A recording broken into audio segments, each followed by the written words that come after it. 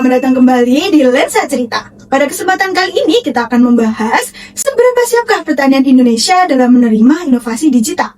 Dulu pertanian di Indonesia hanya mengandalkan cara-cara tradisional seperti datang langsung ke lahan atau mengira-ngira cuaca besok akan hujan atau panas. Tapi sekarang teknologi sudah mengubah cara petani untuk mengolah lahannya, terutama di beberapa negara. Sudah menggunakan drone AI, sudah menggunakan sensor tanah, atau bahkan memprediksi cuaca menggunakan AI. Nah, pertanyaannya, seberapakah siap Indonesia dalam menerapkan inovasi digital tersebut? Sedangkan dari data Kementerian Pertanian saja masih menunjukkan 10-15% petani yang menggunakan teknologi tersebut. Bersama saya, Faradila, dan teman-teman saya, Dian, Haikal, dan juga Iva, kita akan membahas seberapa peluang dan tantangan Indonesia dalam mengikuti inovasi digital ini. Mari kita langsung sapa narasumber keren kita hari ini. Halo Sobat Lensa Cerita, bagaimana nih kabarnya hari ini? Kembali lagi dengan saya dan Haikal yang sudah kedatangan narasumber keren. Beliau adalah mahasiswa Prodi Penyuluhan dan Komunikasi Pertanian Angkatan 2021. Selamat datang Kak Uli. Terima kasih. Terima kasih sudah berkenan hadir. Dengan senang hati Kakak Uli. Di sini kita malah senang bisa mengobrol dengan Kakak Uli. Ya, tentunya sudah banyak belajar dan punya banyak pengalaman. Iya, saya juga senang bertemu dengan kalian. Nah, tentunya kan Kak Ulin ini sudah memiliki berbagai pengalaman di luar negeri maupun di kampus juga ini ya Kak. Nah, menurut Kak Ulin, digitalisasi pertanian itu apa sih Kak?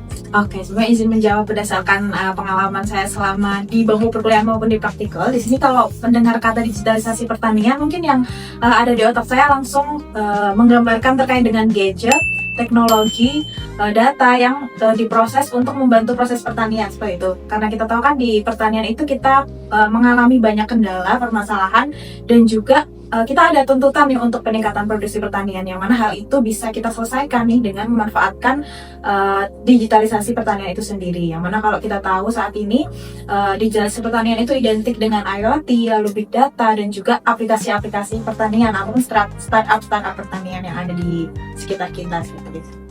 Oh baik, jadi dengan gadget, teknologi, dan data tadi itu bisa membantu meningkatkan kapasitas petaninya ya Kak. Nah, bukan malah menggantikan peran dari petaninya. Nah, menurut Kakak Ulin sendiri seberapa besar sih pengaruh dari digitalisasi ini di pertanian begitu? Oke, tentu pengaruhnya besar banget gitu, karena dengan adanya digitalisasi pertanian ini kita bisa mengakselerasi penyebaran informasi khususnya di bidang penyuluhan, karena kita tahu kita keterbatasan penyuluh secara fisik untuk mendatangi lokasi-lokasi pertanian di Indonesia. Maka dengan adanya digitalisasi ini akan sangat terbantu seperti itu penyebaran informasinya. Yang kedua juga terkait dengan efisiensi produksi, seperti itu kita bisa memanfaatkan digitalisasi pertanian ini untuk meningkatkan efisiensi mulai dari pemasaran, produksi, sampai juga di teknikal seperti pemanfaatan IoT ataupun data untuk mendukung pertanian presisi seperti itu.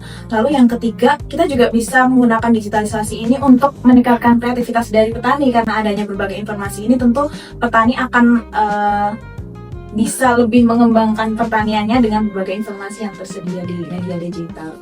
Wah, berarti pengaruhnya ini sangat besar ya Kak. Tadi itu juga dapat menyelesaikan permasalahan menggunakan teknologi IoT, lalu juga dapat mengembangkan kreativitas para petani di Indonesia ini. Dan pertanian presisi juga dia. Betul. Nah, berarti kan digitalisasi ini membawa efisiensi dan luasan akses pasar yang lebih luas nih Kak. Kalau menurut Kakak nih, sebagai peluang atau tantangan sih Kak, digitalisasi pertanian ini di Indonesia? Oke, kalau dibilang peluang atau tantangan, sebenarnya dua sisi itu ada gitu ya. Peluangnya mungkin sudah banyak aku jelaskan tadi. Kalau tantangannya mungkin kita tahu bahwa di Indonesia ini negara kepulauan yang lokasi perkembangan di setiap lokasinya itu tidak sama seperti itu. Meskipun kita tahu faktanya berdasarkan survei itu 80%, sekitar 80% itu sudah punya internet, itu secara kuantitas ya. Tapi secara kualitas jaringan internet di setiap wilayah itu beda-beda gitu.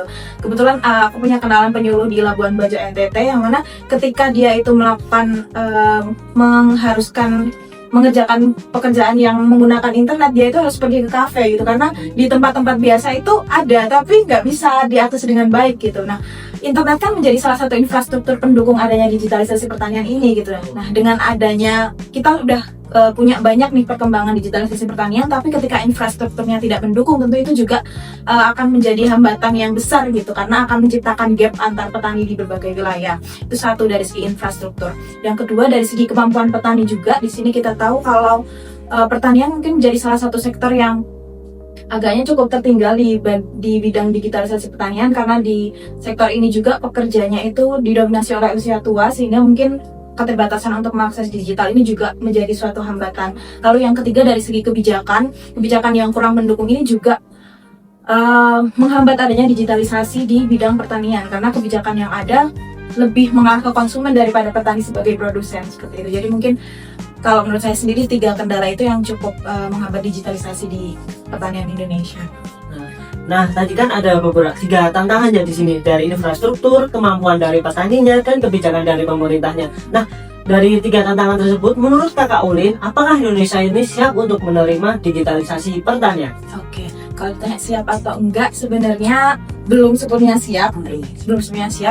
Untuk beberapa lokasi, terutama kita tahu kalau petani Indonesia ini mayoritas adalah petani yang kecil atau petani burung seperti itu, dan pemanfaatan teknologi digital ini highly cost gitu. Kita perlu biaya yang tinggi dan juga implementasinya lebih sesuai ketika diterapkan di pertanian yang mungkin lahannya luas seperti itu, sehingga dari segi skala petani sendiri ini merupakan menjadi kendala gitu ya dalam penerapan digitalisasi. Lalu kalau ditanya siapa atau enggak, sebenarnya kita punya potensi nih, kita punya koperasi, kebijakan koperasi ini kalau kita manfaatkan untuk membuat digitalisasi pertanian itu lebih merata melalui mungkin penyewaan secara kolektif seperti itu, sehingga akses digital ini bisa lebih dimanfaatkan oleh petani. Mungkin itu bisa mengakselerasi kesiapan petani kita untuk menghadapi digitalisasi pertanian seperti itu. Jadi siap atau enggaknya sebenarnya belum terlalu siap, tapi kita tetap harus menghadapi digitalisasi pertanian ini karena teknologi terus berkembang. Jadi siap atau enggak siap ya kita harus berusaha untuk siap dan juga mempersiapkan itu gitu. Wah, berarti Indonesia ini harus mempersiapkan lebih jauh lebih luas gitu ya Kak, untuk pertanian yang berkelanjutan ini dengan menggunakan teknologi dan lain sebagainya itu. Wah, cukup menarik sekali nih Kak pembahasan pada pagi hari ini. Betul, seru banget ngobrol sama kalian juga di sesi ini. Sobat Lensa Cerita. Nah, hari ini saya dan Iva sudah bersama narasumber istimewa kita, yaitu Bapak Alan Sofan. Beliau adalah seorang dosen sekaligus peneliti di bidang proteksi tanaman yang tentunya sudah banyak berinovasi dalam teknologi pertanian saat ini. Selamat siang Bapak. Selamat siang, terima kasih. Senang sekali Bapak bisa berkenan hadir pada kesempatan Lensa Cerita hari ini. Oke, sama-sama. Oke, terima kasih ya Bapak sudah hadir. Dan tadi menyambung apa yang disampaikan oleh Dian tentang inovasi dalam pertanian. Kalau nggak salah dengar nih Bapak, Pak Alan ini lagi mengembangkan teknologi dalam pertanian, khususnya proteksi hama itu high traps. Apakah betul Bapak? Iya, betul. Karena merupakan salah satu inovasi yang kami kembangkan di bidang proteksi tanaman. Oke, nah ternyata ini topik diskusinya sangat relevan dengan yang akan kita bahas hari ini Bapak. Jadi kita akan membahas tentang digitalisasi dalam pertanian.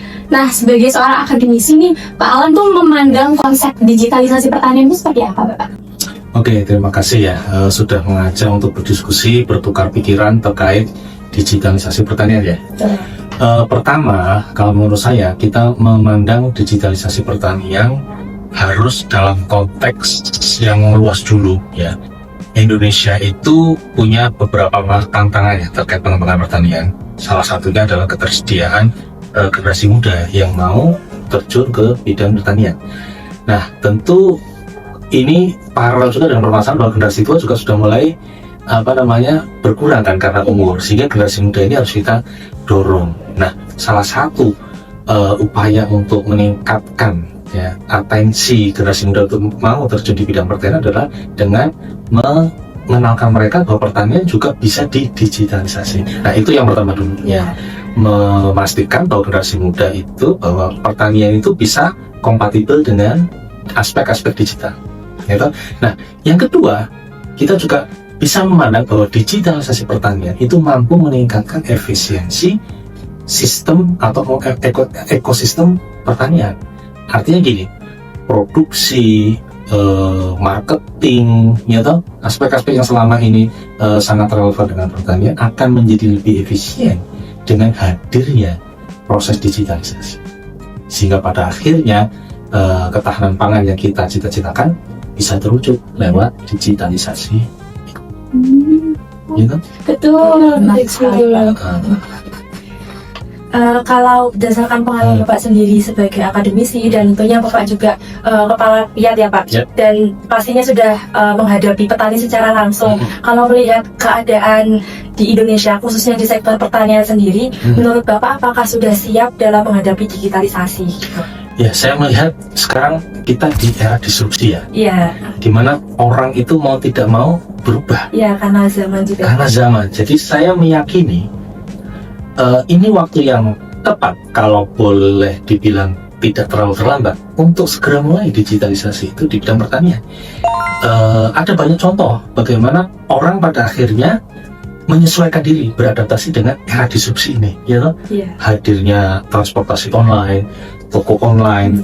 Nah itu semua kan kita nggak pernah membayangkan sebelumnya, toh, 5 tahun sebelumnya. Makanya dengan keyakinan bahwa masyarakat sedang berubah, masyarakat sedang mengarah ke era yang baru, ya era society 5.0 misalnya.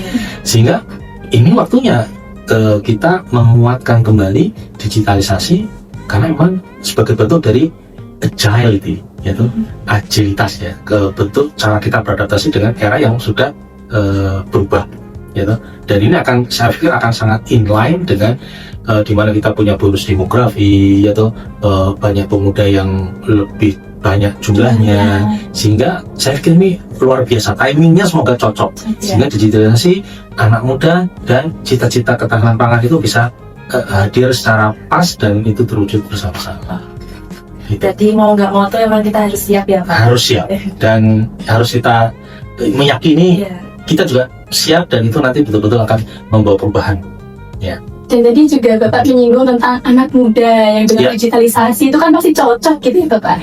Kebetulan kan kita juga di Fakultas Pertanian ini kan juga dikenalkan dengan digitalisasi dalam pertanian gitu. Betul. Nah, sejauh ini Bapak melihat apakah mahasiswa di Fakultas Pertanian khususnya sudah cukup dibekali kemampuan yang relevan untuk mengikuti digitalisasi di pertanian gitu Pak? Oke, saya pengen menjawabnya dari sudut pandang yang agak berbeda ya. Pertama, saya melihat anak muda sekarang itu belajar cepat ketika dihadapkan pada isu digital. Yaitu bagaimana mereka belajar Instagram, membuat reels, membuat apapun, platform-platform yang berbasis digital itu kan nggak ada kursus, nggak ada kelas, tapi kan belajar sendiri atau tidak gitu. Nah, jadi kesiapan masuk Fakultas Pertanian untuk menghadapi, saya pikir sangat siap. Apalagi sekarang ada AI, orang bisa belajar. Ini sesuatu yang menurut saya momentum yang luar biasa gitu loh. Orang bisa belajar apapun dari AI gitu ya. Walaupun tentu perlu ada proses validasi dan sebagainya, tapi ini sangat membantu sekali sehingga kita tidak perlu belajar dari scratches, tidak perlu belajar dari nol. Sehingga saya pikir teman-teman yang ada di dunia akademik ini untuk menguatkan proses digitalisasi dalam dunia pertanian, you are the right person on the right time. Ya, toh? setuju. Dan ya kalian harus yakin itu, ya toh, untuk bersama-sama mendorong masyarakat yang di luar dunia akademik untuk bersama-sama menguatkan aspek digitalisasi. Oke, kalau gitu boleh saya simpulkan menurut Pak Alan ini kita sudah siap dengan adanya bonus demografi yang banyak pemuda dibanding yang senior, terus dengan kemampuan belajar secara otodidak di bidang digitalisasi itu sangat memungkinkan untuk regenerasi petani, digitalisasi petani itu masuk di sektor pertanian berarti ya Pak ya. Oke, jadi seperti itu Sobat Lensa yang kita dapatkan insight hari ini, obrolan kita tentang digitalisasi pertanian, dan semoga bisa menambah wawasan kita semua dan juga menambah semangat kita untuk terus berkontribusi dalam memajukan pertanian di Indonesia. Demikian perbincangan inspiratif kita bersama Kak Ulin dan Pak Alan tentang kesiapan pertanian Indonesia dalam menghadapi era digital. Semoga obrolan hari ini menjadi langkah kecil menuju terwujudnya pertanian Indonesia yang lebih maju dan mandiri. Terima kasih sudah mendengarkan Lensa Cerita. Sampai jumpa di episode berikutnya.